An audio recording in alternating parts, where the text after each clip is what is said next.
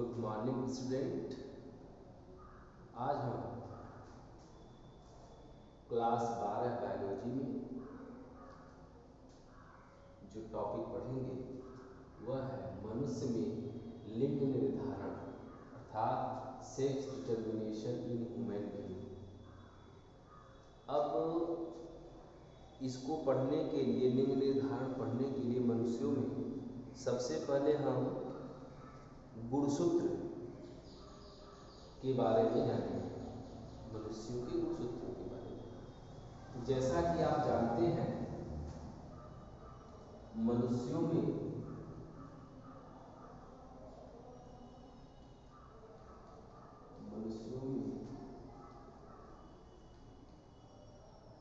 जो गुणसूत्रों की संख्या है, गुणसूत्रों की संख्या वो होती है 46, अर्थात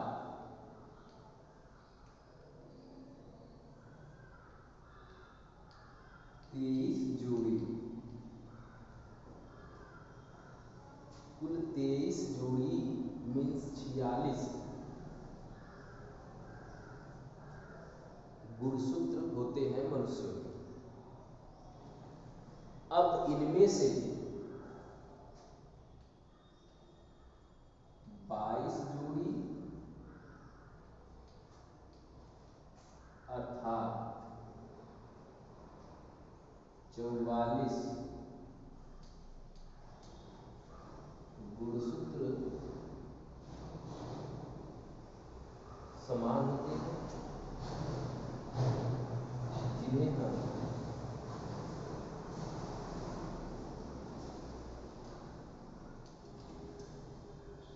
समजात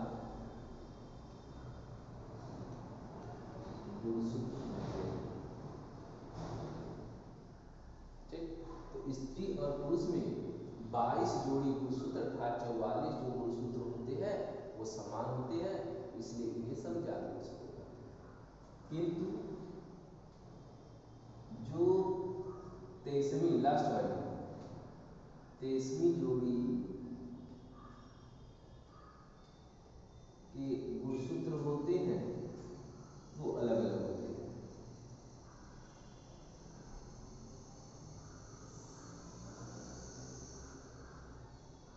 पुरुष में XY और स्त्री में XX होता है। तो इन्हीं को जो 23वीं जोड़ी गुणसूत्र होते हैं, जो पुरुष में XY होता है, स्त्रियों में XX होता है, इन्हीं को लिंग गुणसूत्र कहते हैं। समझ आ गई? तो कहने का मतलब कि मनुष्यों में गुणसूत्रों की संख्या कुल 46 अर्थात 23 जोड़ी होती है। इनमें से 22 जोड़ी अर्थात 44 गुणसूत्र स्त्री और पुरुषों में समान होते हैं, इसलिए इन्हें समजात गुणसूत्र, जिसको कि इंग्लिश में ऑटोसोम्स कहते हैं। और जो लास्ट की 23वीं जोड़ी वाला गुणसूत्र बचता है वो स्त्री और पुरुषों में अलग अलग होता है, मतलब असमजात गुणसूत्र होता है। लिंग गुणसूत्र या असमजात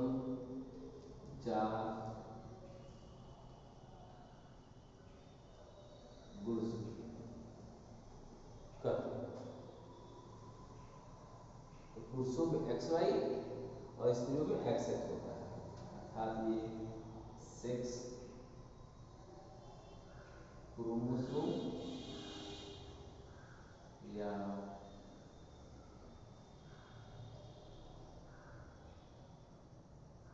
हेटेरोसोम्स कहा जाता है।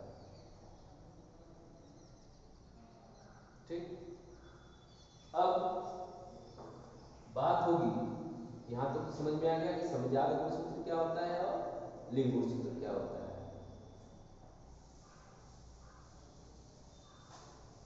अब आगे हम जानेंगे पुरुषों के गुणसूत्रों के बारे में थोड़ी चर्चा होगी, फिर स्त्रियों की। तो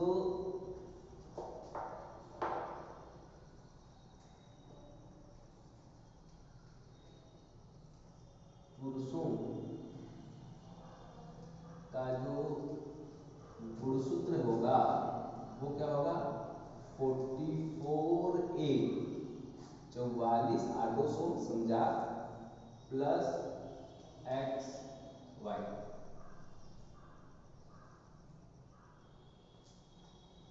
ये पुरुषों में पाया जाने वाला गुणसूत्र है। अब क्या होगा, ये जो गुणसूत्र होता है इसको जनन कोशिका में पाया जाता है। अब जनन कोशिका में अर्धसूत्री विभाजन होगी, अर्थात स्पर्मेटोजेनेसिस की क्रिया, शुक्राणु जनन की क्रिया होगी, जिसमें कि अर्धसूत्री विभाजन होता है। अर्धसूत्री विभाजन के फलस्वरूप पुरुषों का जो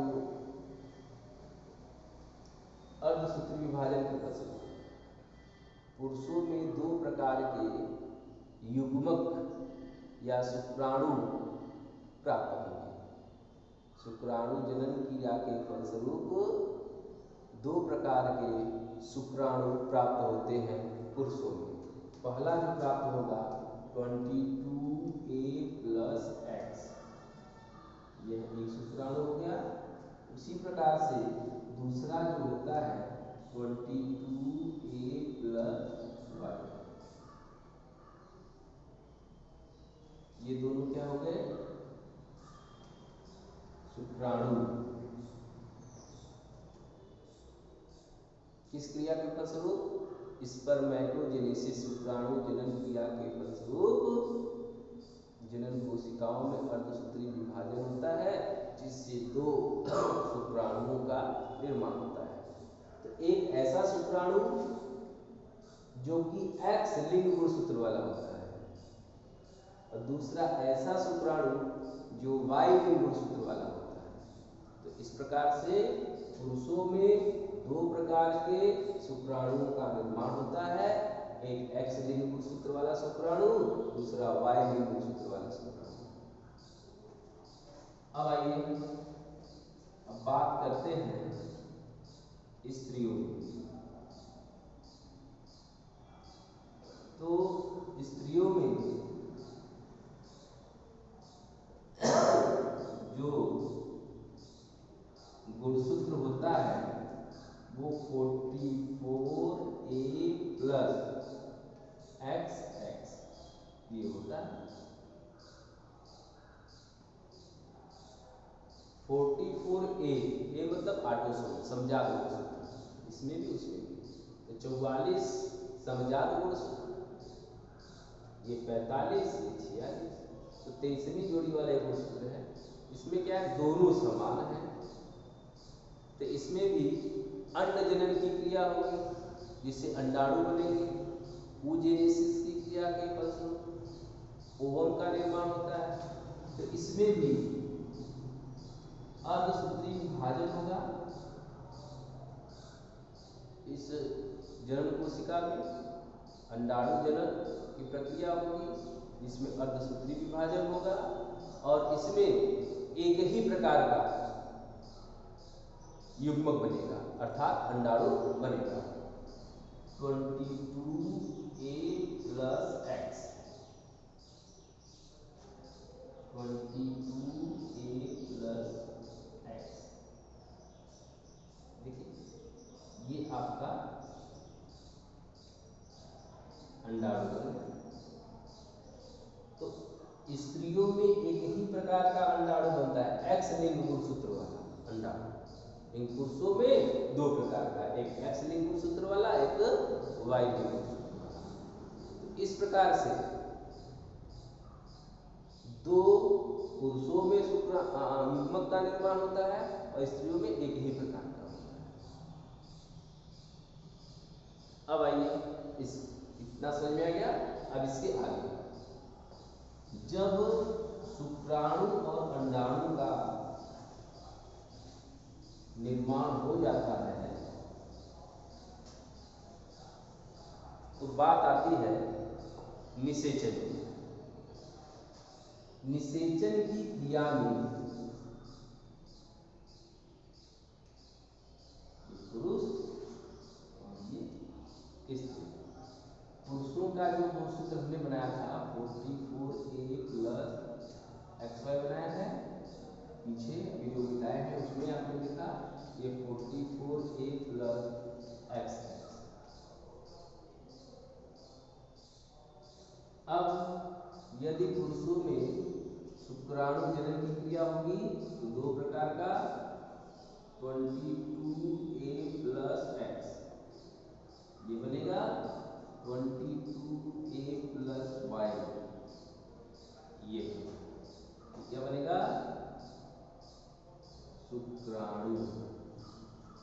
अब आगे बढ़ते हैं, इसमें स्त्रियों में अंड जनन की क्रिया होगी 22A प्लस X, एक ही प्रकार का बनता है इसमें 22A प्लस X। अब जब इन युग्मकों में निषेचन, गर्भाशय में निषेचन की क्रिया होती है तब क्या होता है, फर्स्ट केस में यदि पुरुष का X लिंग गुणसूत्र वाला शुक्राणु स्त्री के अंडाणु से, जो कि X लिंग गुणसूत्र वाला होता है, उसके साथ निषेचन होता है तो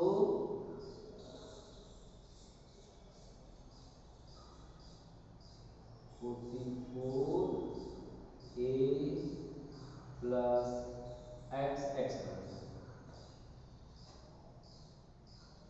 ठीक। पहला केस, यदि पुरुषों के X लिंग गुणसूत्र वाला शुक्राणु स्त्री के अंडाणु के साथ निषेचन करता है तो 44A प्लस XX बनेगी। ये क्या हो गया, ये जो संतानें हमको मिलेंगी वो पुत्री प्राप्त होगी, XX है तो पुत्री होगा। दूसरे केस में यदि पुरुष का Y लिंग गुणसूत्र वाला शुक्राणु, पुरुष का Y लिंग गुणसूत्र वाला शुक्राणु यदि स्त्री के अंडाणु के साथ, क्योंकि अंडाणु दोनों एक ही हैं X लिंग गुणसूत्र, तो 44A प्लस XY, तब क्या होगा, पुत्र प्राप्त होगा। तो यदि पुरुष का X गुणसूत्र वाला शुक्राणु स्त्री के अंडाणु के साथ निषेचन करता है तो पुत्री प्राप्त होती है, और यदि पुरुष का Y लिंग गुणसूत्र वाला शुक्राणु स्त्री के अंडाणु के साथ निषेचन करता है तो पुत्र प्राप्त होता है, ठीक। तो ये मनुष्यों में सेक्स डिटर्मिनेशन हो गया। इस प्रकार पुत्र या पुत्री का उत्पन्न होना लिंग गुणसूत्रों के संयोग पर ही निर्भर करता है, और इसमें 50-50% जो होती है संभावना होती है। तो आनुवंशिक नियमों के अनुसार समाज में स्त्रियों और पुरुषों की संख्या लगभग बराबर होनी चाहिए।